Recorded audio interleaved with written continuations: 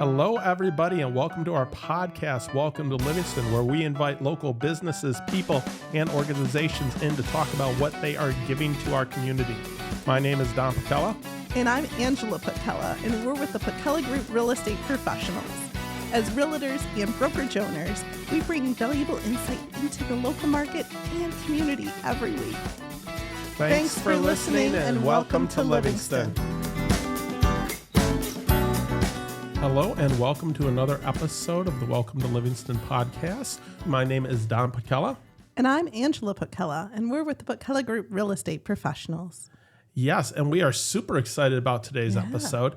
Today we have with us Matt Evans from Brighton High School. Thank you so much for coming. Principal there, yeah. So thanks for having me. This is like kind of our tours of the schools. We had the Howell High guys, and now we're bringing Brighton High in. So the principal that kind of knows what's going on there. So well, I know Howell gave me a pretty good blueprint for what we're looking for today. So it was nice to not be the first one for sure. Yeah, and we're real excited about this because we have kids in Howell schools, but we have one coming to Brighton High School in the fall. So we're just excited to kind of hear more about it. Yeah, no, for sure. I think, it's changed a lot, I'm sure. You know, even any school changes a ton over the time that your students, even the 4 years that they're spending there. And so I'm sure that it'll evolve over the time that your daughter's there, but we're excited to have her, and we've already been kind of planning for a new batch of freshmen to come in and get them excited about being part of BHS. That is awesome. Absolutely. Now, question in terms of Brighton schools, how did you end up getting here?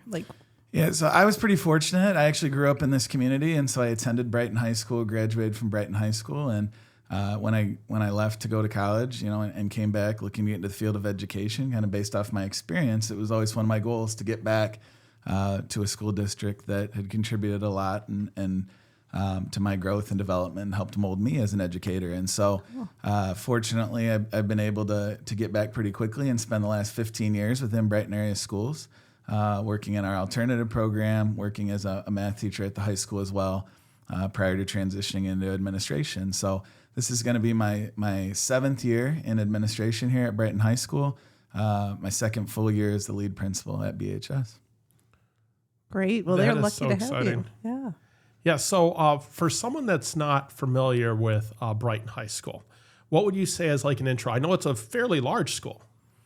Yeah, so we have 1,900 students, or right about just under 1,900 students that are going to be enrolled there for the next school year. And so one of the biggest misconceptions I think that we run into is when you hear a school that has that many students, there's this concern that, students are going to get lost in the shuffle. And how do you maintain this sense of community and create an environment where everybody feels like they have a place and where they belong? And so I think that's one of the things that we really pride ourselves on at BHS is our ability to provide that for students.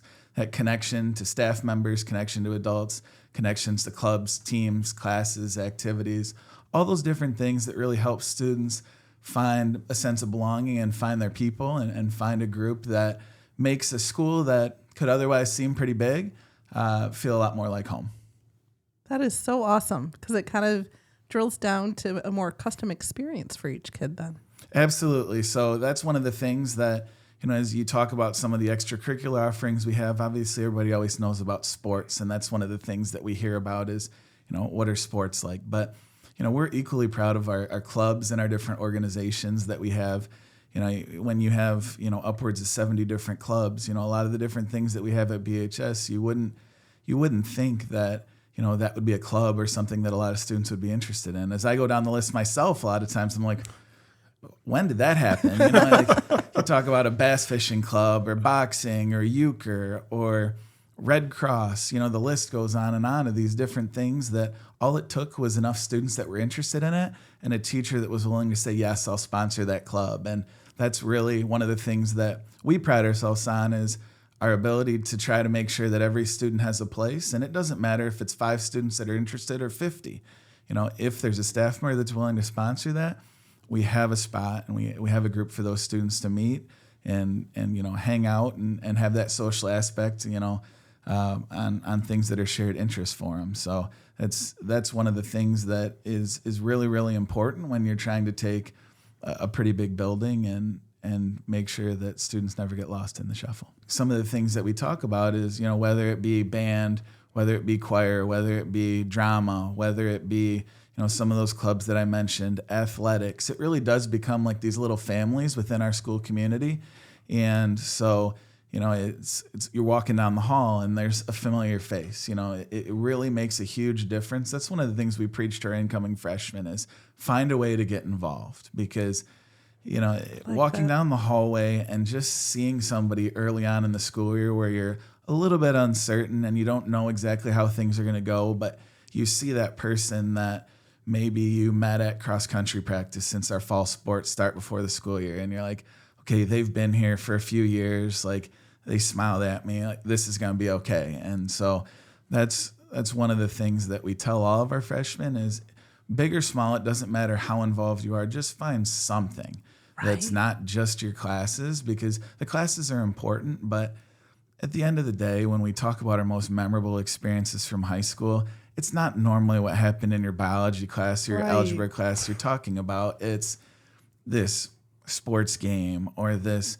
club or this project that we did, a community service group or whatever the case may be. Those are the things, it's the relationships that you have with people. It's the relationships you have with adults that keep you coming back. It keeps you enjoying yourself. And those are the things that you talk about long after you graduate from high school. So it has to be a priority for us. We want students to enjoy coming to school, and that's one of the ways we do it. That is awesome. That is awesome. And I know you guys, you have so many great programs. You guys have band and orchestra, which isn't as common as people would think. To have that, and to have that ability for people to be on strings and violins and be involved in that different aspect is great, because you're one of the only ones in the county that has an orchestra. We're really fortunate because we do have highly, highly qualified instructors for our band programs, our orchestra program. This year is one of the first years we're really excited, because up until this point, even though orchestra had started in fifth grade, so we have orchestra grades 5 through 12 in Brighton area schools, we had to wait for some of those fifth graders that were just getting started in orchestra to start making their way to high school. And so now that the program's been around for a number of years, we're actually able to offer 2 different hours of orchestra this year. So before, all of our orchestra students were in one class. And so whether you were beginning in orchestra or you had been in orchestra for, this is your 4th year in orchestra in high school, you were ending up in the same class. Well, now, based off of student interest, we're able to offer 2 different hours. And so that gives us an opportunity to kind of extend and do some more advanced coursework with some of our students that have been part of our orchestra, for some of them for the last 8 years, which is really, really exciting.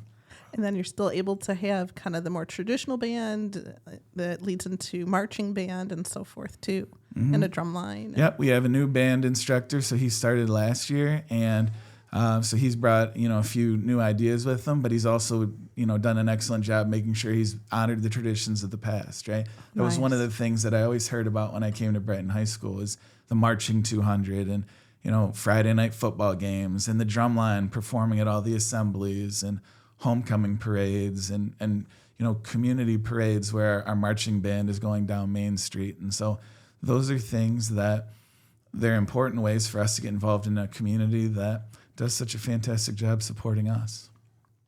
That is cool. So, no, I would say that one of the things that's very noticeable is how supportive Brighton is of Brighton schools. You go to the football games and you see a ton of people there that might not even have kids at the school. Yeah. So that's very cool. And one of the things we were going to mention that is so unique about it is you guys have the big, huge pictures of the athletes in downtown. And that must just be so exciting for if you have the chance to be on there, to be going through Main Street and see your face up on the side of a building. Yeah, so that's one of the things that kind of came out of just different ways to brainstorm and celebrate athletes, especially kind of coming out of COVID. It was one of those things as we talk about some of those different opportunities to really recognize tremendous student athletes that we have within our district. And so, we definitely try to make sure we highlight all of our athletes and all of our teams for each one of the seasons, fall, winter, and spring. But one of the other cool things that they've done for us in the past and the Pound has always worked with us. They've been a fantastic supporter of Brighton High School and Brighton area schools in general. But up on the side of that building, they actually put one year the entire graduating class. So the senior composite picture was up there. And so as much as we try to highlight, some of the extracurriculars and things like that we have going on, that was one of the ones that was really cool for me, that it highlighted an entire graduating class, and everybody from that graduating class had the opportunity to be up there on the wall and be recognized. So pretty cool. Something that we've been really fortunate to have that experience. There's a lot of places that that would be used for other advertising or different things like that, and they've made that choice that they were going to be going out of their way to make sure that they're highlighting some of our students, which is fantastic. That recognition is huge. Yeah. I've had so many people mention that before. You guys definitely have an outstanding kind of sports culture to you. You have the big field house nowadays. I mean, how does that all work in to the culture itself? I mean, the reality is it wouldn't happen without the support of our community. A lot of the things that we're able to help facilitate for our students, whether it be the weight room. If you've never seen the weight room at Brighton High School, I was a Division I athlete, and it's 10 times better than our college weight room. I mean, just in terms of the opportunities that we have for our students, the trainers that are there to develop, individualized workout plans.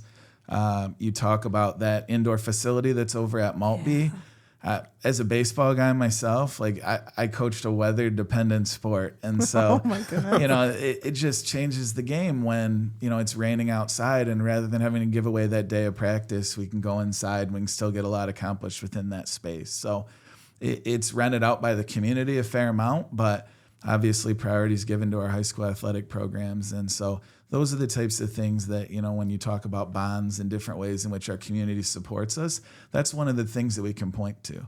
It's the sports are great, and our student athletes do an excellent job competing, but one of the things that we point to is a lot of the skills that students learn through participation in extracurriculars and sports. Those different types of things are going to be more valuable than the wins and losses at the end of the day. Right. Some of those lessons that those things can teach you, that's where the most value is. And so that's what we try to celebrate as much as we can. And so when our teams win, we're thrilled because we know that's everybody loves to win. But we definitely want to make sure we're highlighting that other side of it too, of, those life skills that students are learning through sport, that they'll carry it with them well beyond their time at BHS. That's good. Honest to goodness. And we felt that firsthand because our daughter, she's been in cheer for many years. The tryouts came about. We just figured it would end up being JV because traditionally the cheer team doesn't bring any freshmen on. But it sounded like there was a little bit of a need this year. And so they chose 2 freshmen that are now going to be on varsity cheer. And because of all the hard work she'd been doing from everything in the past, she was able to make it onto the varsity cheer team. And it really, we've been watching them and admiring them all these years. Yeah. And it's amazing to think that she'll be on it. But just everything operates at such a high level. It's outstanding to see. It does. And that's one of the things that, as much as that's a fantastic accomplishment, because it really doesn't happen very often. Yeah. Even whether it be sideline or whether it be the competition season, it's a limited number of spots. And it's a team that is more often than not competing at the state championships at the end of the year. Right. And so a tremendous accomplishment for sure. But I think one of the ways in which that happens is you see those athletic teams and their involvement at the younger levels. Yes. So when you talk about BBFC and some of the high school girls and high school coaches that are involved in, some of the drill work or going to some of those camps. And I know it's the same for football. When they do the youth baseball camp in the summer, it's the varsity coaches and it's athletes from the varsity team. And so it creates that kind of allure for those younger athletes where I want to be in that person's shoes someday. And so they're willing to put in that work. But the other part of it is our student athletes that are putting in that time to give back to younger athletes within our community. That's how you really build a program, and you build that continuity from that younger age. When you think about when youth cheer starts and when you can possibly start doing that, that's a long time for a student to stay with something. I think about my kids and I'm like, man, I've got a 5-year-old, and if I can get him to do something for 10 minutes, I feel like I was accomplished in what I did. And so when you talk about 5, 6, 7 years of students staying with a particular sport, that doesn't happen by accident. And I do think that our student athletes play a really large role in making sure that our younger athletes are getting excited and being in that position where they want to put in that work to be as successful as your daughter has been within cheer. Right. Absolutely right. It just really engages them. And it has been, better than I could have ever dreamed. Yep. And I know, I love the sports and everything, but I know that there's so much going on at the high school in terms of ways that people can get involved in and getting into their niche. I saw on your website that you guys have your STEAM program is pretty in depth, and there's just so many different options there. Yeah, absolutely. So we have a 6,000 foot STEAM center. And so within that STEAM space, there is kind of some presentation areas where we have different groups that come in and talk about potential businesses within that STEAM field. But it also houses our engineering program. And so our engineering instructor, he teaches at the high school, but he also teaches classes at the college level. And it's one of the things that, we definitely celebrate within that space. There's 2 full lab areas. But if you were to walk through there, he does an excellent job making sure that our students are prepared for whatever they're going to see in industry. If I go on field trips with those classes and I go to these different companies that are out there, the exact same equipment that I see at these businesses is the equipment that our students are working on. And so, we talk about the way that the skills that you learn in the classroom transfer over. This year, there's a particular company that takes a number of different interns from the Michigan and Ohio area, and there were only 20 spots for this entire region, and we had 9 students apply, and out of those 20 spots, 7 of our students were awarded that internship with this company. And so that speaks volumes to the preparation that these students get. There are community colleges in the area that a lot of people are familiar with AP classes, and if you take this test and you pass it, you can earn college credit. Well, with some of our engineering classes, colleges have come in and they've audited our curriculum, and they've said, you do so much coursework within this class that it mirrors what we do in first-year engineering classes. And so just by taking the class, they award college credit. No tests, no nothing. They say, if you take this class and you pass it, we'll issue these credits towards a degree program. And so that speaks to the facility we have. It speaks to the instructor and the work that he's put in, but it also speaks to what our students are doing when they have the opportunity to go out and work with these businesses and internships and different things like that these businesses are willing to not only take a chance, but really are actively seeking out ways to involve our students, because they know when they walk through their doors, they're going to be prepared for anything that they're going to throw at them. That is outstanding. That's amazing. That is just, that just speaks volumes to that preparation work. Because a lot of people, they understand the AP classes, but to know that they can take these other courses in the field that they're looking at in college and get that credit is just a huge leg up for them. And it saves the parents money as well. So, that's a double bonus. It's a win-win. You look at those different types of things. So that's one that we talk about with engineering, but other spots, we talk about our graphics program, our auto tech program. Those are areas where our students are going and competing as well and earning scholarships. So, we had 3 students that qualified for the state automotive skills competition as master technicians or electricians. 2 of those students won scholarships. Within graphics, a number of different students. So we submitted 83 projects to a design competition. 78 of those 83 won awards at that particular competition. Wow. And then health occupations, that's probably one of the things that I think if people walked in, they would be most excited about. So we have a dual space within health occupations. One side of the classroom is a lab space. And so our district staff went and they had the opportunity to tour the medical program at the University of Michigan. And we said, what are things that we need to give our students a leg up in the medical field in the area of nursing? And so we went through and we were able to tour and we were able to purchase a number of different items from that particular program. And so when you look in that classroom space, we have students that go out to clinicals in the community. It's another way that our community supports us by allowing our students to go in and physically spend time in doctor's offices, physical therapy, a number of different opportunities. But they also have, we have these programmable dummies. And so the teacher can go in and she can program in certain medical conditions, and the students have the opportunity to actually see those on these programmable dummies, and then they can treat the patients as they would be expected to treat them. So you would walk in that classroom and it would look like you're literally in a hospital emergency room. And there are a number of different opportunities for our students to get involved in that program, either through our 2-hour block health occupations or through our pre-medical sciences program. And so that's not technically in the STEAM Center, but it's right next door.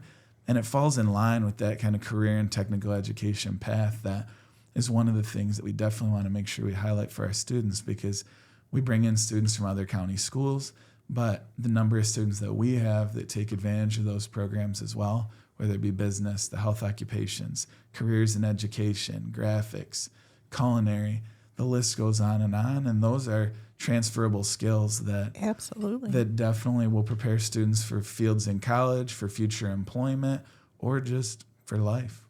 Yeah. What a special opportunity in terms of having hands-on experience. And for these young people that are expected to know what they want to do with their life, what a great way to try out some of these things to see if it's something they want to do. I tell students all the time, I said, I went to school to be an engineer. I didn't go to school to be in education. Like, I was good at math. I was good at science. We had one engineering class. It was a CAD class. I took it. I did pretty well. So I said, yeah, okay, everybody tells me I should be an engineer. I'm going to go to school to be an engineer, right? Yeah. There wasn't really an opportunity for me to do the physical work that I would be doing in the future. I went to school for a year, did fine, but I thought to myself, if this is what I'm going to be doing for the rest of my life, I'm not going to enjoy it as much as I could potentially enjoy something else. And that was when I knew it was time to make a change. Well, now our students have that opportunity because there's so many different electives that they can take. They could take electives in 5 different potential career fields. It's like a survey of, here are these potential opportunities for you. And then if you want to take a second class or a third class, if you really find where your passion is or what that niche might be for you, you still have that opportunity. But I can't imagine, and I went to this high school. And so just looking at the difference between when I went to school there and now, it's night and day. And our students are really, really fortunate to have a lot of the opportunities that they do have. That is so great. And I know all those opportunities. And, one of the things I'm hearing through all of this is, that community involvement and the business's involvement and the fact that you're getting so much support from these different fields to help the students progress and to get them involved, which is really nice. And, I'm going to pause right here for a second. Speaking on that, I just wanted to take a second to give a shout out to our sponsor, which is a local business in the area. So our sponsor, Jim Paquette with Lake Michigan Credit Union, is just a huge supporter of the local community in the downtown. And we want to take a minute to thank him for his support on our podcast. Today's episode of the Welcome to Livingston podcast is brought to you by our valued sponsor, Jim Paquette with Lake Michigan Credit Union. He is a trusted mortgage lender who has lived and worked in our community for many years. Jim Paquette is dedicated to helping our neighbors achieve their homeownership dreams and is proud to support the local businesses that make our area special. Now let's dive back into the stories of the incredible entrepreneurs we are featuring today. Matt, what economic options are available to those pursuing college, and how about those that maybe aren't necessarily college bound? You've mentioned some of these programs, but are there some other ones that... So I think one of the changes, or one of the biggest changes that's happened probably within the last 10 or 12 years is, like, when I went to school, the question wasn't if you're going to college, it's where you're going to college, right? Yeah. That Right. was the conversation. Right. And so we've really tried hard to change that narrative, right? Because we realized that four-year university right out of high school is not for everybody. And so when you talk about some of the different opportunities we have, we work really, really hard with kind of the state. And so we have, it's called the FAFSA grant. And so the FAFSA grant, a lot of times people think it's directly tied to financial aid, but some of the grants that are available provide us with a number of different opportunities for career exploration, college exploration. So whether it be field trips and actually getting students on campus, whether it be participating in the county manufacturing day, where students have the ability to actually go and learn more about skilled trades, whether it be talking to college reps, whether it be co-op programs that we're able to support so that students can potentially look at going immediately into the workforce. What we really try and tell our students now is we change that conversation rather than where are you going to school. It's more a question of what's your plan, right? I don't care what your plan is. My job as an educator is to help you accomplish whatever your plan is. The worst thing for me is when a student graduates and they say, what do I do now, right? They don't have a plan. And so a lot of our conversation is changing, and we start that conversation earlier. So students start doing kind of some career exploration and some self-exploration as well, because that's a big part when you think about what you potentially want to do in the future. That's a hard question if you don't even really know yourself yet. And so for our youngest students, our incoming freshmen, a lot of what they do is more kind of personality surveying and learning a little bit more about themselves so that they can potentially start to align with some things that might be of interest to them in the future. And so that's really where we've taken the conversation is have a plan. And then once you identify what that plan is, what can we do to help you accomplish that plan so that when you get that diploma and you cross that stage, it's not, what do I do now? It's, okay, what was that first step in my plan for whatever it was that I wanted to accomplish in the future, whether that be military, skilled trades, going straight into the workforce, community college, or four-year university. There really is something out there for everybody. And the one thing we want to make sure it doesn't happen is that a student misses out on an opportunity because they didn't know it was a possibility. That's what it's all about for us. And so our counselors do a great job having those conversations with students in addition to our classroom teachers, our administrators. But we're also going to have a new position this year at the high school that is more of a career counselor that's going to be involved and take a more active role in not only taking students out into the community for some of the support options we talked about, but also relying on some of those community supports and bringing them into the building and eliminating kind of that access barrier, right? That's one of the real things is when the ownership is on the student to go out and do this, sometimes it's like, okay, yeah, I have time to do that. But when they're in your building and all you have to do is walk through the door, we normally get a lot more buy-in and a lot more turnout for some of those events that we try to put on. That is so good. Yeah, because I know that was the difference 20, 30 years ago. It was just, are you going to college or are you not going to college? And they didn't have and all of these. And where was it? Right. Yeah. But I know one of the things that you guys have that some of our schools don't and they send students to use, you guys have an extensive auto shop program as well, right? We do. So we have a wide variety of auto tech classes. So we have our Auto Technology 1, which is a full year automotive class. We have auto maintenance, which focuses more on kind of general automotive skills that you would be surprised at a number of the different students to take that class. So it's talking about, changing tires. It talks about, fluids and gauges and, the electronic sensors. It talks about changing oil. It talks about some of these things that are more general maintenance type pieces. And then we have a 2-hour auto block, which we have a number of students that take it at Brighton High School, but we also take students from other county high schools for our 2-hour block automotive. And so those advanced automotive students are going to be the students that are normally going to compete through Washtenaw Community College's Skills USA competition. There also are students that we have a number of teachers and community members that will take their cars to the auto shop, and students will perform the work on those cars under the supervision of our 2 instructors that are within that automotive class. And they do a wide variety of different things as it relates to cars, engine work, and they do a really, really nice job. And there's a mutual benefit there, right? It's always nice when a teacher is going to be working all day and they're like, I've been waiting to get that oil change. Hey, let me see if somebody down the auto shop can do it. Or I need my brake pads changed, or some of those different types of things. And our students really do take it very, very seriously, and they run a really professional business down there is essentially what they're doing, because, we have the opportunity, especially for students that are passionate about it. We have so much flexibility.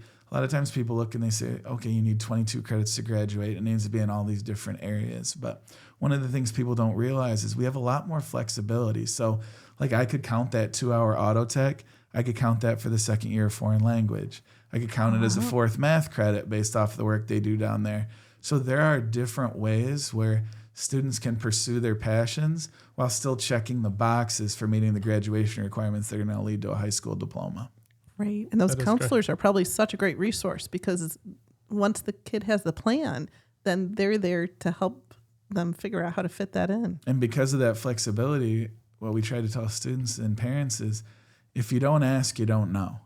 Right? Yeah. The worst thing that's going to happen is we're going to say, okay, that's a little bit too far of a stretch. But there really is so much flexibility within the schedule that if it's something that you want to take, we pride ourselves on being able to find a way to make that happen for you. Right. And it gives them a diverse background. I took 1 year of auto shop in high school, and I still find it amazing that teachers let kids work on cars, because I remember doing oil changes and brake jobs for teachers. Mm-hmm. But I'm not in that field at all, but yet the skills I learned in high school have served me well throughout my life and being able to work on cars. So it's great that you guys have all these different opportunities, that if someone has they just want that knowledge, they can jump into it. They take an auto shop class, and it makes them feel more comfortable with their vehicle and just allows them to delve into different areas, the medical, all those other things. And it's not just the older cars. You think like students that are driving different cars to school, and like this beat up car that they're going to be working on, how does it stay up with the technology?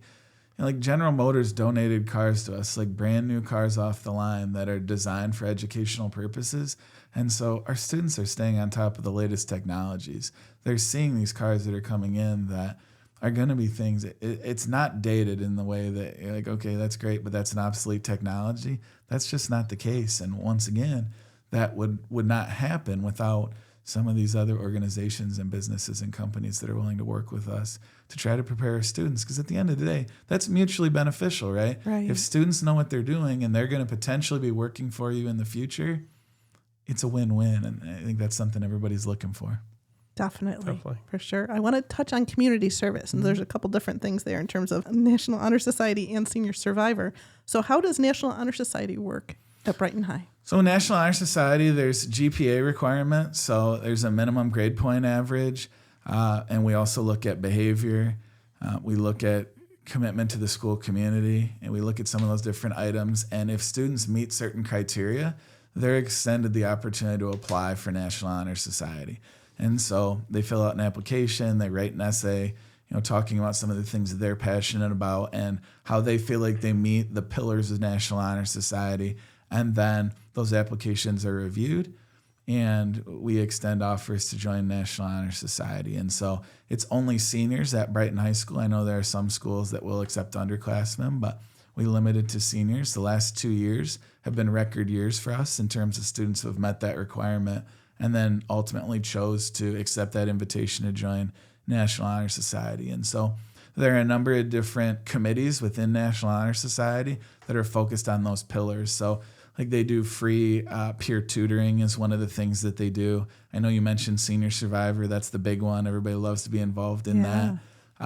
But we also have a veterans committee. And so when we honor veterans at one of our football games in the fall, that comes out of National Honor Society. Brightening Up Brighton is one of our committees, and so they look for ways that they can support the community because they recognize that a lot of the things that we do, whether it be Pink Week, whether it be Homecoming, whether it be Senior Survivor, that doesn't happen without the community. And so as much as we say, thank you, we appreciate this, all those different parts, it's another level when you're taking your time and taking your talents and contributing that to give back to that community as well. And so that's the National Honor Society thing. So students have to continue to meet that requirement. But really, it's about looking for ways in which they can support and improve our school community and our greater Brighton community. Senior Survivor, as I mentioned, is one of those committees. And so every year, the entire National Honor Society, there's an open application for different charities to apply to be our Senior Survivor sponsor. Mm-hmm. And so this past year, we had 3 different sponsors.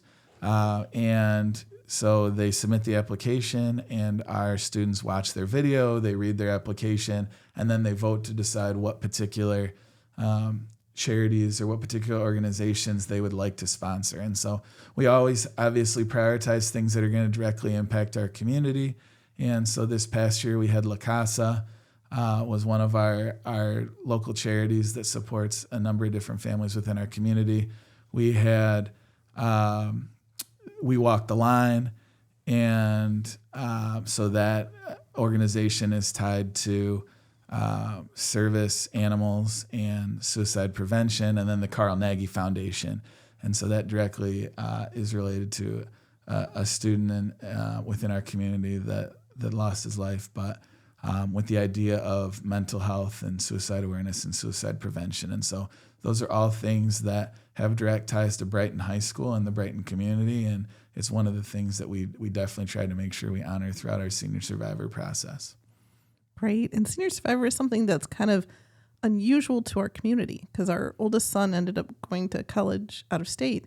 And when he would tell, the other students there about it, they'd never heard of anything like it. So what is the senior survivor kind of competition and fundraiser? So it's a competition, but one of the things that I think is excellent about the way we run Senior Survivor is, as much as it's a competition between different teams, it is really more about competing against the number and seeing how much money you can raise to support our local community. And so we have a number of different students that apply to be senior survivors, but essentially what they do is they're agreeing to spend a week at Brighton High School. So they sleep there, they eat there, they participate in games or challenges or different things like that. They sell items over the course of the week. We have a senior survivor assembly. It's a kickoff assembly where we get to meet the teams. There's normally some evening events, like we do a lip sync battle. There's a cooking competition, which I would say that I was fortunate to be the judge for that, but much of the food that I ate on that particular day was inedible. But so essentially what they did was it was a cooking competition, and so they get no recipe. They have ingredients, and they just have to make a cake from scratch. And then we got to try them, and good for a lot of laughs for sure. Not for a lot of delicious cakes. But what we talk about is like different ways in which we can involve students from a wide variety of different backgrounds. So it's not always the students that are at the forefront of your leadership class or your athletic teams. Like we try to make sure that we have a wide cross-section of students that we feel like are an excellent representation of Brighton High School that are going to take it seriously, because ultimately at the end of the day, like we want to be proud of the fact that we're presenting additional opportunities to these charities to support people within our community. And so it's something that our students take to heart. They deal with, the exhaustion of sleeping in tents in the library and just going and trying to sell and really running on fumes by the end of the week, and all for tremendous causes, because they know that those dollars that they're raising are going to impact people that they see in the grocery store or walking down the hall. Like there's something powerful to be said for every dollar we raise is going directly to charities. There's certain stipulations we have. So like there's a certain percentage, it has to be under a certain percentage that goes to like overhead costs. So we want to make sure that the dollars we're raising are going to these organizations and being put to the right use. And so it's something that I've never had a student who participated in the Senior Survivor ever have a bad thing to say about it, regardless of how tired they were at the end, regardless if there were tears. It's a great cause. It was just a great cause, and it makes such a big difference to them. It's one of those opportunities. You look for these opportunities where we know the impact on the charities, but I think equally large is the impact that it has on our students that have the opportunity to participate. Yeah, they're making a huge difference in their own community. And do you remember how much was raised approximately then? Yeah, so we've been all over the map. Generally, we're looking for upwards of $100,000, and so we've been there the last couple of years. We were just a hair under this year, but at that point, you're talking about real significant impact for these community organizations. And so they do a great job. They come out to the events. They came to our assembly. We really want to make sure that students know, like when you're buying that, dessert or whatever at lunch, or you're, buying a T-shirt, to support your favorite team. Like we want them to understand this. This money's not just going in this big pot. Yeah, like this is what it's really going to be used for. And so hearing directly from those groups, has been pretty powerful, and I think it's helped us be pretty successful over the years. And that is such an awesome thing, because that's something the entire class and the entire school can take pride in. It's not like when we were young and our class gift to, the school was a bench or something silly. Like, they're making a difference in their community. That's one of the big pieces, is I think our students really have a heart for service, and they have a heart for taking care of each other in community. So it's funny you mentioned, class gifts, and we kind of same type of thing, a bench with the class of whatever is going to be on there and ends up in the courtyard. And so like when I think about our senior class gift this year, like we have a link program in which some of our general education students support some of our special education, our students who qualify for special education services who may need more intensive support. Like they pair them up, and so they support them over the course of their classes. It's the basis for our unified sports program. But one of the things that came up was this year's senior class, our unified sports program decided to do a unified sports camp that was open to the community. And so they had a dunk tank, and they had three-legged races, and they had soccer, and they had a number of different games that was totally open to students in grades K through 8. It was put on by our students that were involved in the unified sports program. And our senior class gift was purchasing a lot of the equipment for that, as well as sponsoring the T-shirts for all the campers that were going to attend. And so looking for impactful ways in which our senior class can give back to our community and really have this tangible thing that, students are walking away with a smile on their face and this really positive experience. And this just, you couldn't be at that camp and not have a smile on your face from start to finish. Right. And so when you look at ways in which our students are giving back, that's another thing you can point to. Is the bench great? Absolutely. But it doesn't compare to the type of experience you were able to provide to these students because of the generosity of this year's seniors. So it's something I'm really proud of them for that. And I know that the people that had the opportunity to attend that camp, they couldn't say enough good things about it either. That's so cool. We were at a breakfast when Unified Sports, the seniors came in with all of their people that they had paired up with right downtown. And it was just amazing to see, we were just going out to breakfast, and the entire restaurant was filled with, seniors and the people from Unified Sports. Yeah, it was exciting to see. It's grown for sure. So in 2019, we were named a Unified Champion School. ESPN came and they held a big assembly for us. We got some banners that are hanging up, and every year it's gotten bigger. So it started off, it was just basketball. We expanded to soccer, bocce ball. We have a field day in the spring that there's actually a league now. And so a number of the different schools in the area, Novine, Northville, Howell, Heartland, all these schools have these unified sports programs. And so the same way we provide that opportunity to our student athletes to compete, we provide this to our unified athletes as well. And so just the growth of that program is something that really speaks to this idea that we're trying to create this really inclusive environment for everybody, where everybody feels welcome and everybody has a chance to be celebrated.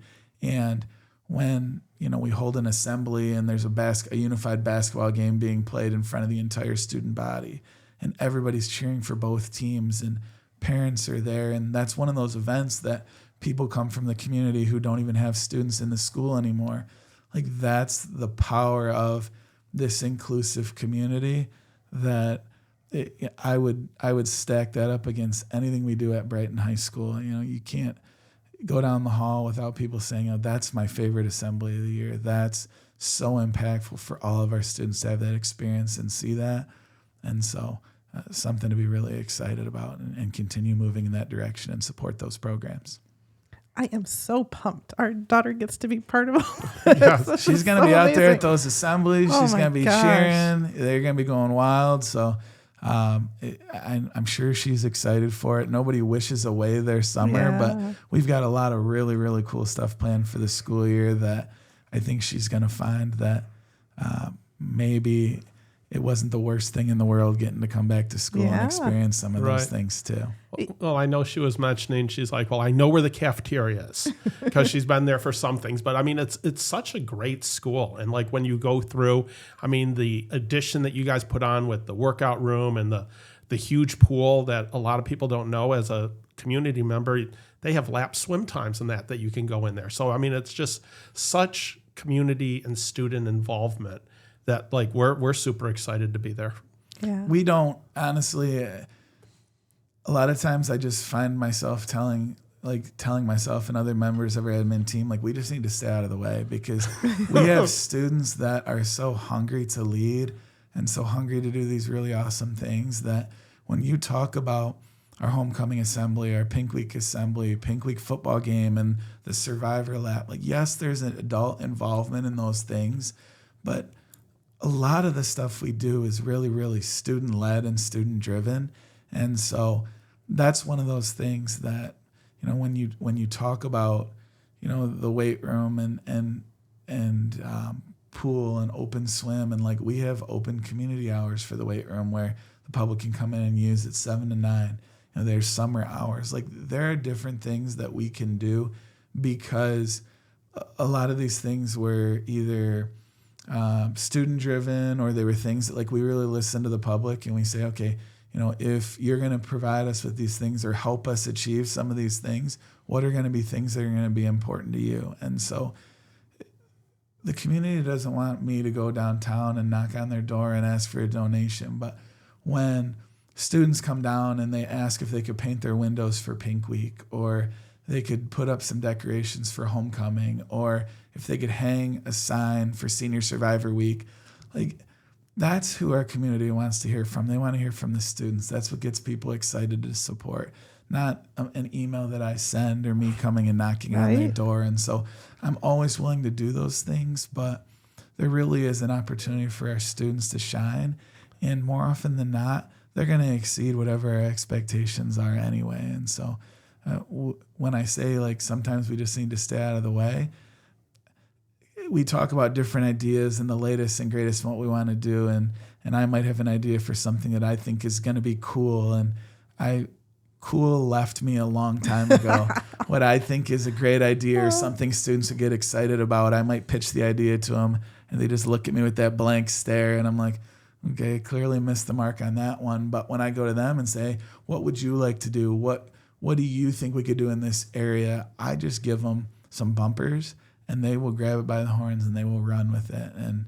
And that's why I feel really fortunate to be in the position I'm in, because we have great kids, we have great parental support, we have great community support, and the sky really is the limit when you have those things, and they really seem to align for us the way that they have historically. Yeah, the Center for the Performing Arts, I want to make sure to touch on. So you guys have you have a great partnership, a huge facility that, has so many great things that the community has in there. But for you guys to be able to use that for your performing arts department, that's just a great facility. And you guys put on some amazing shows. We were at Anastasia last year, and that was impressive.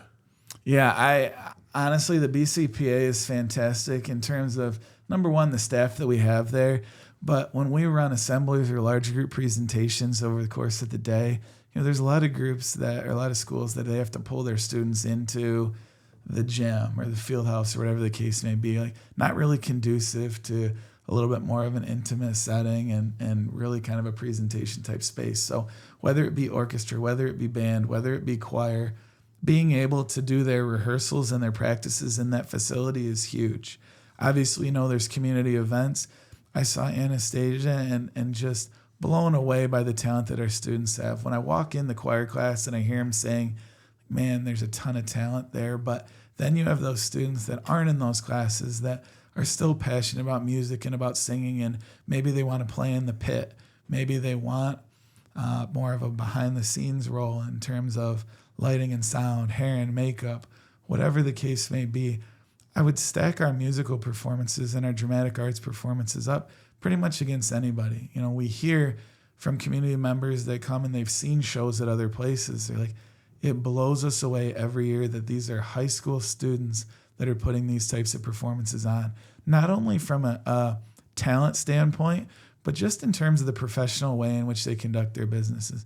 Those students put in so many hours. We all know what an athletic schedule looks like and when you're in season, but there is no out of season for the musical, right? Once they do auditions and once they get going, they put in every bit of as many hours, if not more hours, than a lot of our athletic teams do. And the product really shows on stage for those couple of weekends in the spring. Yeah. It makes a huge difference for sure. Right. And we love that you put it on for 2 weekends. It gives the students more chances to perform, gives parents, grandparents, community members more chances to come in. And I mean, it's just, like I said, such a great facility. You know, I was involved in it in middle school when our daughter did Beauty and the Beast there. But the room that you guys have, even to work on sets and everything, it's impressive.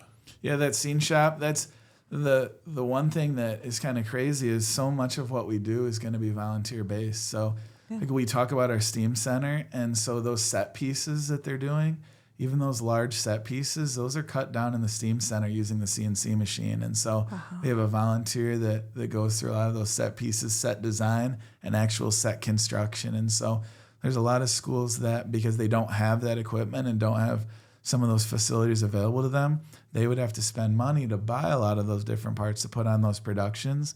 But when you can make them in-house, not only not having to pay people to do it, but also, I mean, it's really just the materials to actually put those pieces on. We're really, really fortunate. And like I said, the care that people put in, I mean, the people that are working on those set pieces, their students have long graduated from Brighton High School. Right. And they are still coming back, because if you want to talk about a family, a lot of times, whether it's sports or band or choir, that's a family as they come. I mean, when they're getting ready for production, they're eating breakfast, lunch, and dinner there. They're there on the weekends, and just phenomenal support. Couldn't do it without the parents, without the students, without the staff that's willing to do those things. But another thing to be proud of at Brighton High School. Right. Yeah, the passion really comes through at all levels and all of these different things. Yep. No, and they had a piece this last year that I'm assuming helped with the STEAM Center, that they had it was supposed to be like a train car, but it rotated on set. Mm-hmm. And I heard that was all done with a remote control. That wasn't like a pulley system. And it's just like, that was like up another level because of the different programs that you guys have, and they're able to work together to make that happen. Next, your robotics team is very good as well. Robotics is one of the ones that they're actually involved in some of the programming on that CNC machine that cuts some of those set pieces. And so Robotics has a designated space down there. They've competed, I think, 5 of the last 6 years. They've advanced to the world competition. They won the world championship in 2019. And so obviously we're looking to kind of replicate that moving forward. But when you look at the things that they build from the ground up, that's definitely a community-based program.